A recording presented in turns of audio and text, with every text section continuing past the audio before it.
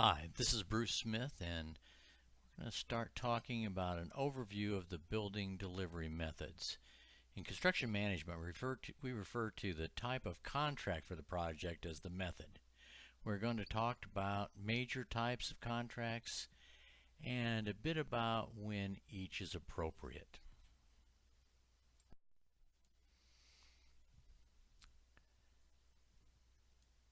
Before we get into the methods of delivering a project, we should first look at the process. This is the process of activities to create a new project. The process starts with the moment an owner decides that they need something built, remodeled, or removed. The planning is the process of determining what is needed and the budget required.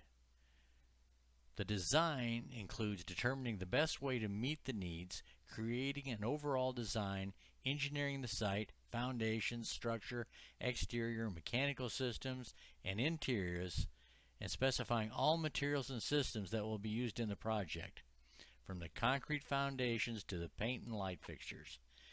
Construction phase starts with the contracts being signed and continues through the project until it's transferred over to the owner.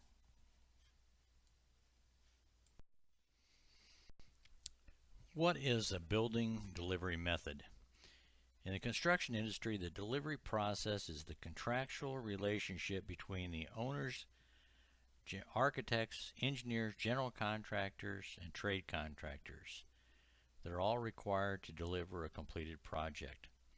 There are a lot of contractual arrangements, and we will go through three of the major methods.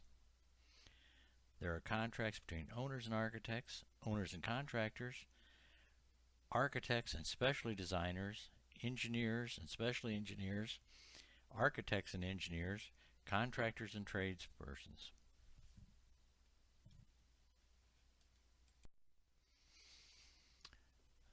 The three major methods we're going to talk about are design, bid, build, design, build, and construction management. All of these methods have variances and combinations, all designed to meet the needs of different owners. When we talk about different owners, what are we talking about? We mean different in the way of experience, needs, and resources. If you look at this, you may look at a one-time owner versus a multiple project owner. A doctor is building a new office building, or a chain building numerous projects. An owner with no experience versus an owner with a staff that specialize in this type of work. An owner building a simple structure such as a grade school, or an owner building a new stadium. An owner who is involved in the process and one who will just wait for the final product. And then the owner may be a municipality or a corporation.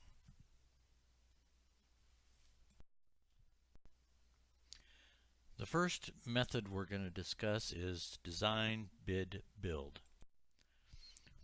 Under design, bid, build, it is a fairly typical process where an owner contracts with an architect to design a building.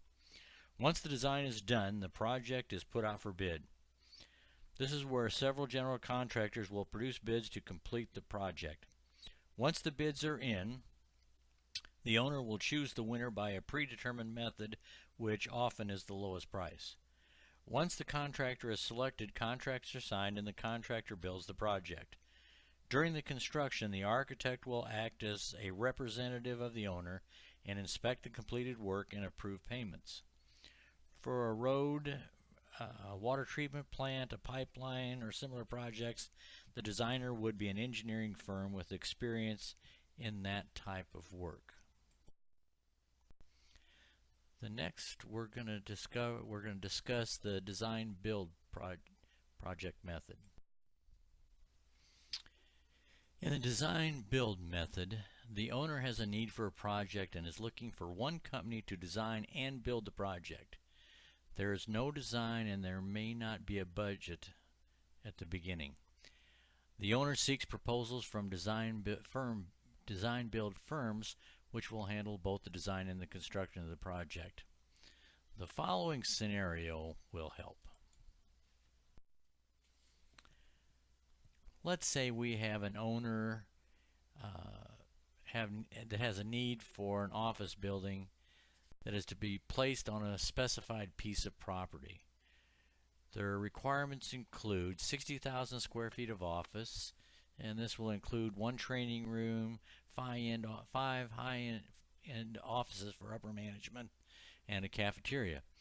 They're also going to need parking for 100 cars and a delivery area, and they want to have a LEED Silver rating.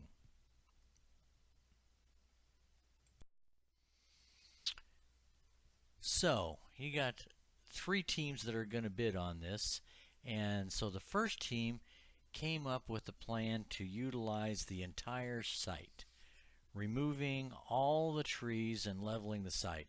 There is a large parking lot and a 1-story building. The structure of the building is wood frame and a sloped roof. The look of the building is very suburban.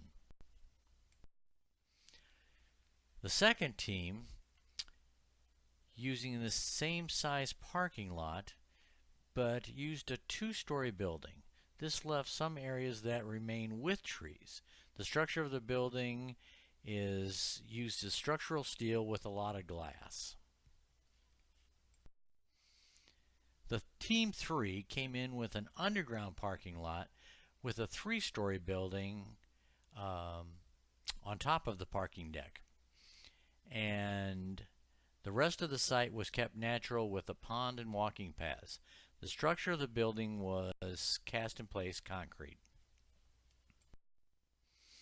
Which team's going to win? Well, if money is the sole factor, Team 1 probably would win.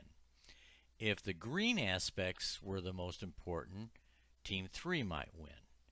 If there was an attempt to satisfy both aspects, Team 2 might win. There are usually a number of factors that are to be considered. So once the owner picks one of the teams, what happens next? Well, the owner starts without a design or a cost. After picking the design build team, the owner will start having a general idea of the design and cost just from what they chose. And now the design process begins and the costs become more closely developed. The cost of the project includes all design and construction costs. The next one we want to discuss is construction management. There's 2 basic types of construction management. One is construction management at risk. This looks more like a design bid build after the design stage.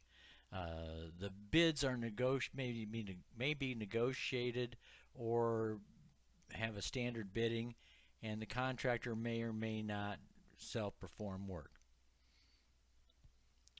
But there is a contract for the construction manager to perform a certain amount of work for a certain amount of money. Construction management for a fee is where the construction management company negotiates a fee and what will be done for that fee.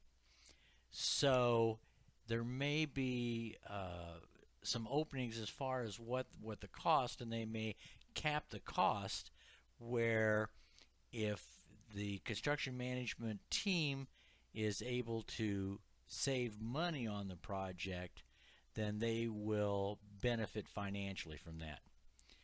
The CM team starts working with the design team at the very beginning. This way they can give the design team some idea of the costs as they're going through the design. And the CM manages all contracts with the trades contractors, and the CM manages the work on the site and all day-to-day operations through the completion of the project. These are some of the major delivery methods. There are others that are adapted for special projects or may have varied or difficult scopes which require different expertise. There may also be large projects projects that require several companies to merge for a single project under special contracts. In closing, I just want to say that this has been a very general overview of the material and is meant to be a guide to make the text more meaningful. You'll learn more as you go through the text and the videos, but you should prepare questions for the discussion period. I look forward to talking to you.